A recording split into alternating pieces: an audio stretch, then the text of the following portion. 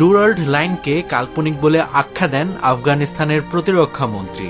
অথচ এই চুক্তি স্বাক্ষর করেছিলেন সেই দেশেরই তৎকালীন আমির আব্দুর রহমান খান। সম্প্রতি আফগানিস্তান ও পাকিস্তানের মধ্যকার যে যুদ্ধ শুরু হয়েছে, সেখানে সরাসরি ডুরাল্ড লাইন অতিক্রম করে পাকিস্তানের সামরিক ঘাঁটিতে আঘাত করে আফগানরা। চলুন জানি কি এই ডুরাল্ড লাইন আর কিভাবে নির্ধারণ করা হয়েছিল এই লাইনটি বা সীমাটি। ডুরাল্ড লাইনের নামকরণ করা হয়েছিল ব্রিটিশ শাসিত ভারতের পররাষ্ট্র সচিব স্যার হেনরি মার্টিমার ডুরাল্ডের নাম অনুসারে। ডুরাল্ড লাইনের পশ্চিম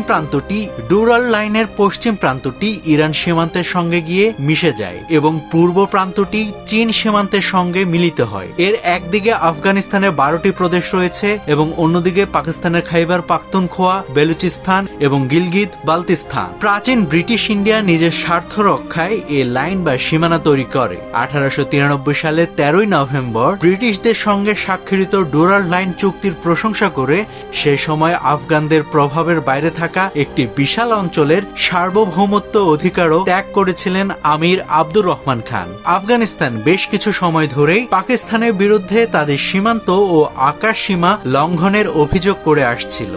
এসবের মাঝে পাকিস্তান আফগানিস্তানের তালেবান সরকারের কাছে নিষিদ্ধ তেহরিক ই তালেবান পাকিস্তানের টিটিপি বিরুদ্ধে ব্যবস্থা নেওয়ার দাবি জানিয়ে আসছিল। সাম্প্রতিক সময়ে পাকিস্তান যখন কাবুলে হামলা চালায়, সে সময় তারা দাবি করে এই অভিযানের নিশানায় ছিল টিটিপি। আফগানিস্তানও পাল্টা জবাব দেয় এই হামলার। ডুরাল্ড লাইনের কাছে থাকা পাকিস্তানি সামরিক বাহিনীকেও নিশানা করে আফগানিস্তান। এই সংঘাত সমাধানের উদ্দেশ্যে দোহায় অনুষ্ঠিত পাকিস্তান আফগানিস্তান বৈঠকে ডুরাল্ড লাইনকে কাল্পনিক বলে আখ্যা দেন আফগানিস্তানের ক্ষমতাসীন তালেবান সরকারের প্রতিরক্ষা মন্ত্রী মোল্লা ইয়াকুব। তিনি স্পষ্ট জানিয়ে দিয়েছেন এই সীমান্ত আফগানিস্তান কোনোদিন মেনে নেয়নি এবং এই বিষয়ে কি করণীয় তা নির্ধারণ করবে আফগানরাই।